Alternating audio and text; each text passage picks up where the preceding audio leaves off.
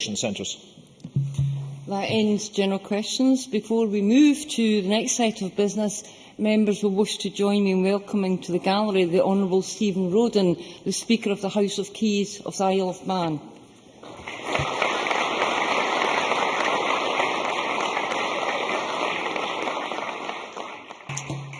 We now move to First Minister's questions. Question number 1, Joanne Lamont. Thank you very much, Presiding Officer. On this day, when we are all thinking of the soldiers' lives lost abroad and the families who are grieving the loss of these brave men, may I ask the First Minister what engagements he has planned for the rest of the day? First Minister. Joanne Lamont rightly reflects on the loss of the Free Scottish Soldier this week. I know that the whole Chamber will want to pay tribute to Corporal William Savage, Fusilier Samuel Flint, Private Robert Harrington of the Royal Regiment of Scotland, who died while serving in operations in Afghanistan. We must also hope that the other 6 brave personnel injured in the explosion make a speedy and full recovery from their injuries. This incident demonstrates once again the dangers faced by our armed forces. They deserve our deepest gratitude for the job they do in the most difficult and trying circumstances. Rightly, in this chamber, there are often different views on the wisdom of military interventions in a variety of places in the world, but there never has been any division whatsoever in any party in this chamber about the respect in which we hold our armed forces for the sacrifices they make. No words, of course, can bring comfort to the families of soldiers at a time like this, but the thoughts and sympathies of everyone in Scotland will be with them on hearing this dreadful news and in coping in these dreadful times. Joanne Lamont. And can I thank the First Minister for what he said? He speaks for all of us in our sympathies and condolences to the families and our very good wishes to those who are injured. After the last 10 days, isn't it the case that the First Minister's plans for the currency and his plans for Scottish pensions are exactly the same as his receipts for his £500,000 trip to the Ryder Cup, completely and utterly shredded? First Minister. The Scottish Government have put forward the policy we believe in the best interests of Scotland and indeed the rest of the UK. I have to say that for the Labour Party to argue that it has any consistency or credibility in its currency policy doesn't bear a single examination. I suppose on the question of currency, with so many supporters advising that the policy advocated by the Scottish Government is correct, I would say, on balance, I agree with Alistair Darling, who on the 10th of January in Newsnight Scotland said, of course it will be desirable to have a currency union. Of course a currency union is logical. And therefore I can say to this chamber, for the only time in this and probably other sessions of First Minister's questions, I agree on this subject with Alistair Darling. Joanne Lamont. Well, I'm not sure if it was worth the First Minister hunting through his folder to find that line. Because, talking about consistency in the currency in the First Minister's one sentence is entirely bizarre for the rest of us. However, the First Minister said this week that he will bet his career and his house on a yes vote in the referendum. Isn't that wonderful? But who else shares his confidence? Hands up, who else on the front bench will bet their career and their house on a yes vote? No. Who behind the front bench? Obviously, no takers there. Let's try the back benches. Who behind the front bench, with no career but a house, would bet the house on a yes vote? You want to put your hands up? Hands up? No? What about then hands up for those who would support a separate Scottish currency? Or maybe you only do that in private when the First Minister isn't watching. But of course, the First Minister's macho acclamation of his willingness to risk all to show how much he believes in himself is not the point. isn't it the case that the First Minister's career and the First Minister's house don't matter? But what does matter is that he is taking a gamble with everyone's house and everyone's job with a currency plan. With a currency plan he self-evidently hasn't thought through. First Minister. Well, that worked a bit as well for Joanne Lamont as it worked for Ed Miliband last time he tried it in the House of Commons. I think the big risk in Scottish politics is the risk to the Labour Party in the gamble they are taking as being campaigning hand in hand, shoulder to shoulder with the Conservative Party in the Better Together campaign. So therefore we ask ourselves, in this Better Together campaign, has Labour policy been totally subsumed within the Conservative Party? I think that means yes. Because I've been looking at the policy positions of the Better Together parties in the last general election. The only party which said never to the euro was the Conservative Party. The Labour Party in the 2010 manifesto said there would be no membership without a referendum, and the Liberal Democrats said we believe it's in Britain's long-term interest to be part of the euro. So I think it's fairly reasonable for Joanne Lamont to hear the Scottish Government policy in favour of a sterling area and the substantial support that has. What I think is interesting is the suggestion that the Better Together campaign has a single policy. They have three policies for every part and party of it, and the Labour Party's danger is in campaigning hand in hand with the Conservative Party, they are gambling their future with the Scottish people. Joanne Lamont. Meanwhile, back in the real world, I think all of those people who perhaps thought he had a case will now realise he has no case whatsoever. Because, of course, the First Minister says we will keep the pound. The chair of the Yes campaign says we should have a separate Scottish currency and then prepare to join the euro. To put it at its kindest, this is a complete shambles. The First Minister said that the last Chancellor was responsible for the Royal Bank of Scotland nearly going under, the bank the First Minister used to work for, but now claims the current Chancellor... I'm sorry. I thought he knew they had used to work for the RBS, but never mind. So he says the last Chancellor was responsible for what happened to RBS, but this Chancellor has no control over the Bank of England. You simply could not make it up. The people of Scotland deserve honesty. The people of Scotland deserve honesty and clarity. This isn't about the First Minister's bravado and gambling. This isn't about a smart soundbite for him. This is about people's jobs, their homes, their mortgages, their pensions and their savings. So, for the sake, well, it may be same old to the backbenchers, it is about people's jobs, homes, mortgages, pensions and savings. That is not same old for a group obsessed with a separation. It is about the real world. So, for the sake of clarity, will the First Minister simply now rule out a separate Scottish currency? First Minister. I've got news for Joanne Lamont. What brought the Royal Bank of Scotland and many other financial institutions, Northern Rock, into trouble was not the Bank of England's control of interest rates, but partly the Financial Services Authority lack of regulation of the banking system, and which,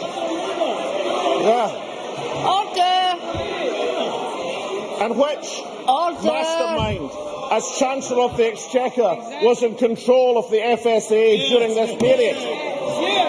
The same person now in control of the No campaign in Scotland, Alistair Darling. Or perhaps we should have a glance at the reports into the collapse of the banking system, the near collapse, and see the role of Gordon Brown, of Ed Balls, of Tony Blair, and the responsibility they were allocated in terms of their attitude and lack of control and vigilance over the financial system. We've put forward the government's viewpoint, supported by more Nobel laureates than you can shake a stick at, supported by former members of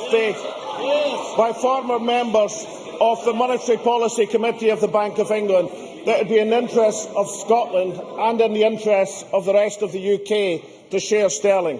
But can I just quote yet another expert, this time Simon Lee from University of Hull, who this week on Radio Scotland said, "For England and the rest of the UK, there would be major advantages in having Scotland remaining as part of a continuing monetary union and a monetary stability pact." That is serious analysis. That is putting forward a viewpoint in the interests of Scotland and in the interests of the rest of the United Kingdom. Maybe that's why, when the current Chancellor of the Exchequer and the Chief Secretary to the Treasurer came up to Scotland last week, at no point in all of the interviews they did, despite the bluff and buster, did they say no, because they know that the policy being put forward is in the interests of Scotland and the rest of the United Kingdom. Joanne Lamont. I think there were more squirrels there than you could shake a stick at. You would think the First Minister had never argued for lighter touch regulation of the banking system, and he had never written that letter to Fred Goodwin saying, "Go on yourself, that's absolutely brilliant," just before the Royal Bank of Scotland departed. But however, one thing we did notice from that response, he didn't answer the question.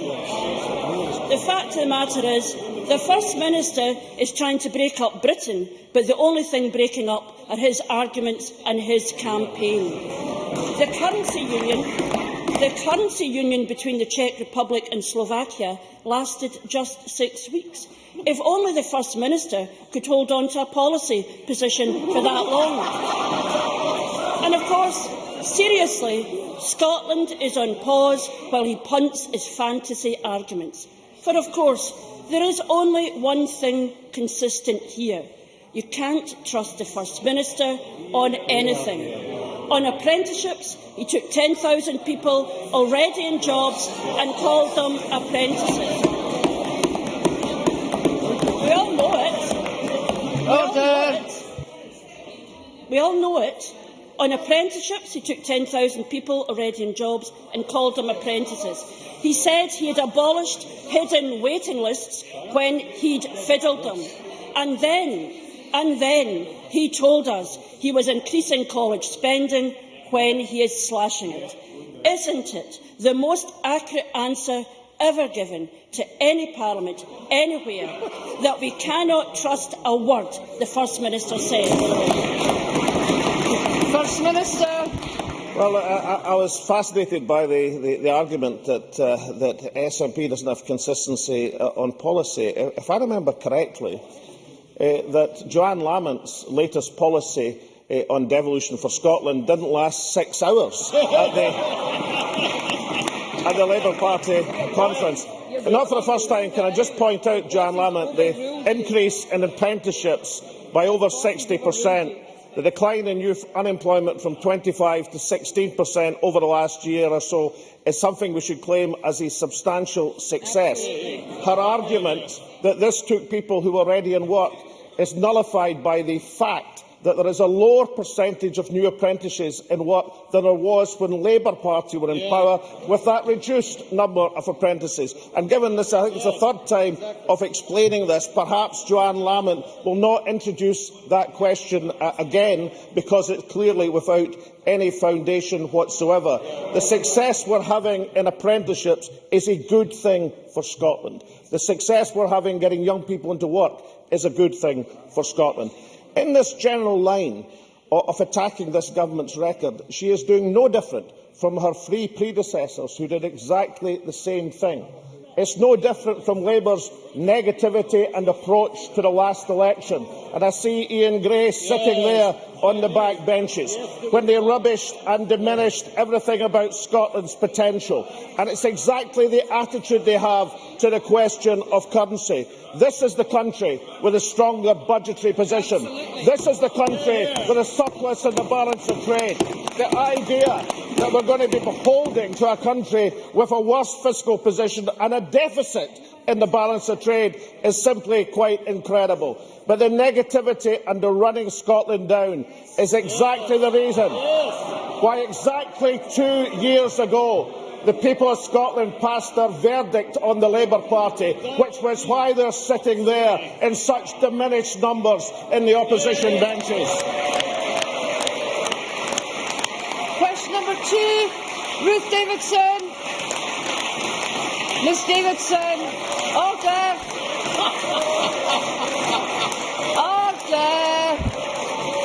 Order. Ms Davidson. Thank you, Presiding Officer. I would also like to recognise the service and the sacrifice of Corporal William Savage and Fusilier Samuel Flint from the Royal Highland Fusiliers, 2nd Battalion, the Royal Regiment of Scotland, and to Private Robert Hetherington of the 51st Highland 7th Battalion, who was a Territorial Army member. I would also like to associate myself and my party with the expressions of both gratitude and of condolence offered to the families and the good wishes to those who have been injured in that attack. I'd like to ask the First Minister when he will next meet the Secretary of State for Scotland. First Minister. I acknowledge the references that Ruth Davidson has made to the soldiers and their families. No plans in the near future. Ms Davidson.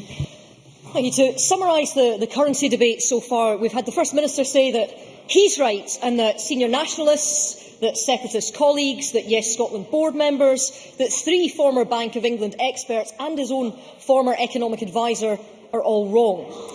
So I'd like to ask the First Minister, is the Institute of Chartered Accountants for Scotland wrong too? Because it published a report in the last week saying that it would be illegal under EU law for pension schemes between a separate Scotland and the rest of the UK not to be fully funded. The First Minister's response is to simply say, well, we'll change the law, we'll just rip it up. So, can I ask him, how many of the 27 individual member states that he needs to agree has his government had discussions with on this issue to protect the pensions of the people of Scotland? First Minister. We're not seeking an opt-out from the EU regulations, which of course are designed to facilitate cross-border pension schemes. But if Ruth Davidson had actually read the Institute of Chartered Accountants report, they'll see they not only raised the issue, they put forward the 3 solutions to the issue, none of which, incidentally, involve opting out of EU pension schemes. In terms of discussions, of facilitation, discussions they call for with the UK Government, we are very, very willing to have, not only on this, incidentally, but on a range of other issues. So perhaps Ruth Davidson would use that extraordinary influence that she has with her colleagues in London to enable them to agree with the Defence Committee, the Foreign Affairs Select Committee, the Institute of Chartered Accountants of Scotland, and engage in constructive discussions with the Scottish Government in the way that we want to do. Come on, strike out for Conservative Party independence in Scotland. Ruth Davidson. Well, I've got the ICAS report here, and it does raise a number of questions, 12 of them, in fact, none of which seem to be answered by your finance spokesman on Sunday when he took to the airwaves to try to protect it. The one that I liked most was, would there be a Scottish protection fund? Because the UK Pension Protection Fund currently pays and manages the pensions of no less than 16,000 Scots whose schemes have gone under. And here's another question for the First Minister. This time it's from Ronald Bowie, who is a past president of the Institute and Faculty of Actuaries, and he knows a thing or two about pensions. He says, it can take 50 years to prove a pensions system works, and by then it is too late to do anything if it doesn't. The odds strongly favour staying within the UK system. Why gamble against it? Well, the First Minister admitted on the television that he is a betting man.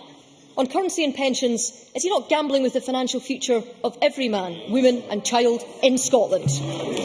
First Minister. I was suggesting that the Conservative and Labour parties might have different policies in the currency. I now see they're using exactly the same lines in questions. I know it was unfortunate for Ruth Davison that Jan Lamont has the first question, but it doesn't get any better the second time it's suggested than the first time it's suggested. Can I say why the position of an independent Scotland, I think, is going to be stronger than the position of the UK with regard to pensions? And that is because social protection, including pensions, takes up 14.4% of Scotland's wealth compared to 15.9% in the UK. In terms of social protection, including pensions and tax receipts, it takes up 38% of tax receipts. The equivalent figure for the UK is 42%. So rather like the questions of the balance of trade, the balance of payments, the oil and gas is actually an asset, not a liability, that the great industries of Scotland are actually buttressing sterling at the present moment. The fact that we have less of a liability in terms of social protection makes it more affordable, not less affordable. And given what the Institute of Fiscal Studies has said about the Tory party's pension plans impoverishing the vast majority of pensioners, making them worse off, I think the Conservative Party are very the last people on earth to treat any tears or pretend any concern for pensioners across the country. Question number 3, Willie Rennie. Can I too recognise those who have lost their lives serving their country in Afghanistan? Our thoughts are with their families and friends at this difficult time.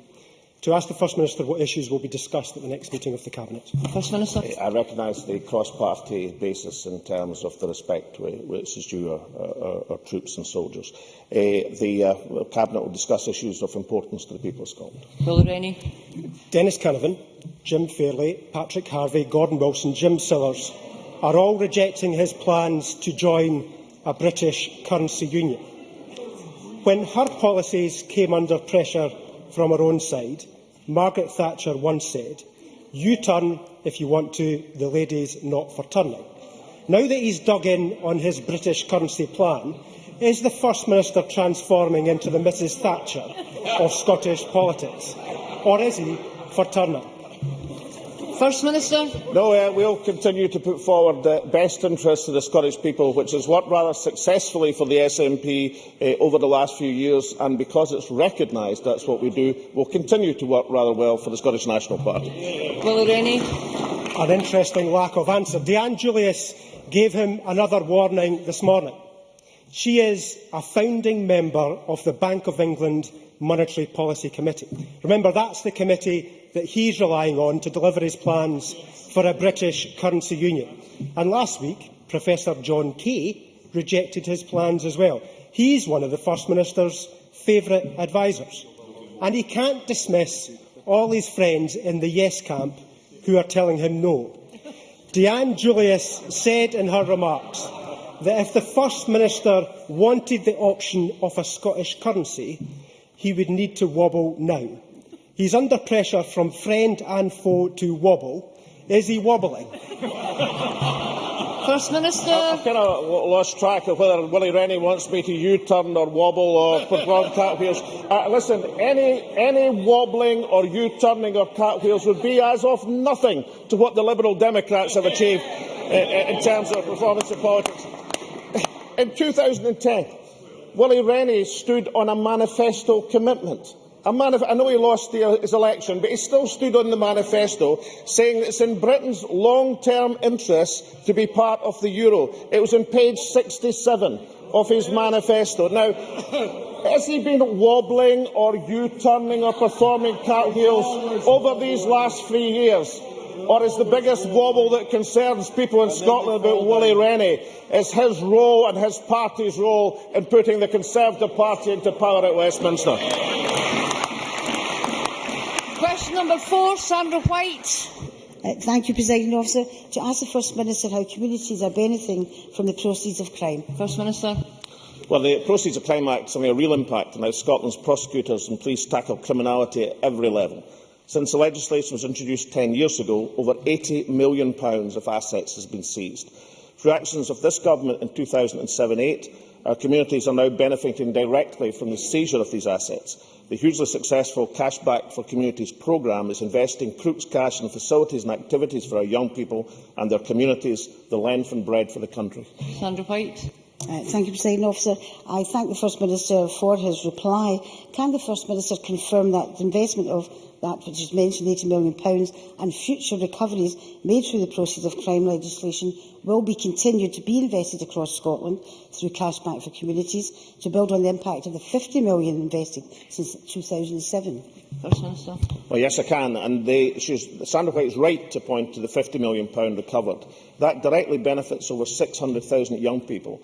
It's generated over 11,000 volunteers who are now putting something back into their communities. It's a first-class scheme. It deserves widespread support. It touches and helps the constituencies and areas of every single member in this chamber. I should also point out to the chamber, in 2011, the amendment to Schedule 4, which added criminal lifestyle offences to the legislation, the burden of proof in that change is it's now for the accused to prove that the assets were legitimately obtained, not for the Crown and the prosecutors to prove that the assets were illegally obtained. Now, I make this point because it wasn't altogether clear to me when some people were less than welcoming of the success of the Cashback for Communities campaign that they were aware of that important legislative change which shifted the balance and burden of proof and will add to the success of the Proceeds of Crime Act. Graham Pearson. Thank you, Presiding Officer. The First Minister might remember that it's 10 years now since I briefed him and other MPs at Westminster on the need for this legislation. The First Minister will also know that annual assessments of the business of serious organised crime in his own Scottish Strategic Assessment identifies a turnover of more than £1 billion per year for organised crime. In that light, is he satisfied that £8 million per year average asset recovery is sufficient, or will he commit to a further review of the operation of the Act to deliver improvements in the results for future years and greatly increase the asset recovery results? First Minister. Well, I should point out to Graham Pearson, and I pointed out that the measure was introduced 10 years ago. I also pointed out to him that the Cashback for Communities, which I think is a really important aspect of this in terms of mobilising popular support, was introduced in 2007. But in terms of the growth for proceeds of crime, in that first year it was £2 million. This last year it was £12 million. It's reached a peak, incidentally, of £25 million. So there has been a constant growth over that period in terms of the Proceeds of Crime Act. Now, in terms of two things. One is the constant review of this legislation to make it more effective. The point I made a few seconds ago about the changes that were made in 2011 is an absolutely crucial one in terms of changing that burden of proof to allow more criminal assets to be properly seized under the law. And I also believe that the changes that have been made and are making to the police service in Scotland, operating with the Crown Office, who have the particular focus in proceeds of crime, are also going to assist in making this highly successful Act, highly successful scheme, even more successful in the future. Question number 5, Ken McIntosh. To ask the First Minister what discussions the Scottish Government has had with the European Commission regarding an opt-out from pension regulations should Scotland become independent. First Minister. Well, as I've already said, the Scottish Government would not be seeking an opt-out of European pensions regulations to independent Scotland because one is not required or necessary. Ken McIntosh. I thank the First Minister for his reply. Can I ask the First Minister in that event what the Scottish Government's plans are to meet the much more stringent EU solvency requirements that would apply to the thousands of Scots in pension schemes that operate across the UK? And specifically, can I ask him if he agrees with the comments of his Financial Secretary on Sunday that Scotland would either seek longer timescales or exemptions from this EU directive? First Minister. Well, the three options for dealing with the issue were actually set out in the ICAS report, and none of them require an opt-out from European legislation. So I suggest we concentrate on these. We agree with ICAS in terms of these are the options for dealing with it. We agree with them in terms of their call for fruitful discussions between ourselves and the UK. But can I gently remind Ken McIntosh why there is a pensions occupational problem? why there are pension deficits in many UK schemes at the present moment, and why arrangements have to be made to close these deficits over a reasonable period of time. It was the 1997 budget, masterminded by Gordon Brown, which raided people's pensions and caused this difficulty in the first place. So yes, in Independent Scotland, we'll be redressing these difficulties. Yes, we'll be following the helpful ICAS advice in how to do it. No, there won't be a difference or change into the amount of time that companies are allowed to recover. And yes, we'll be looking at the free options for dealing with the issue put forward. But let's remember which party bears the responsibility for bringing about this problem in the first place. Question number 6, Murdo Fraser. Thank you. To ask the First Minister what the Scottish Government is doing to increase the uptake of foreign languages in secondary schools. First Minister. Well, we have a good policy to improve the teaching of languages in schools. That has been successful in stabilising the numbers of foreign language hires being taken, ending the years of decline that saw the numbers fall by 17% between 1992 and 2006-07. The most recent figures show 7,755 entries for language hires. That's up 1.3% on 2006-07.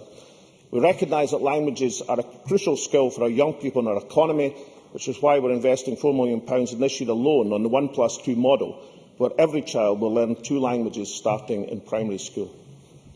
Murdo Fraser. I thank the First Minister for his response. What he didn't mention is that there has been a 28% decline since 2008 in those taking a modern language at standard grade level in Scotland, an alarming decline which is causing concern both for educationalists and for the business community.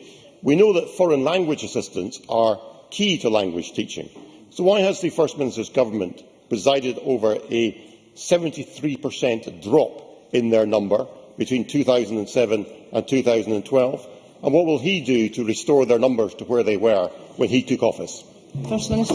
No, I really don't think that Murdo Fraser should have all his research based on whatever's in the newspaper on Monday, when it turns out that research didn't take account of the figures in higher presentations, which are admittedly only a small increase since 2006-07, but nonetheless a huge contrast with a rapid, extraordinary decline, which I may gently remind him, started under the years of Conservative government in Scotland. We regard language assistance, language teaching as a high priority. That's exactly why we've introduced the 1+2 model, which will deliver in primary school, starting at the appropriate level, exactly the beneficial results which both Murdo and Fraser and I will unite to achieve.